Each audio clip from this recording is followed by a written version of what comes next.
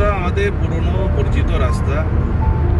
আমরা আগে যখন কেদারনাথ গেছিলাম তখন এই রাস্তাতে গেছিলাম, কিছু কিছু স্মৃতি মনে পড়ছে। যখনই ওই জায়গাগুলো দেখছি তখনই মনে হচ্ছে তো এই জায়গা দিয়ে তো আমরা আগে একবার গেছি। তো রাস্তা তো আগের থেকে তুলনায় আরো ভালো হয়ে গেছে দেখে মনে হচ্ছে। এখানে তো 100 কিলোমিটার পার আওয়ার রাখতে হবে।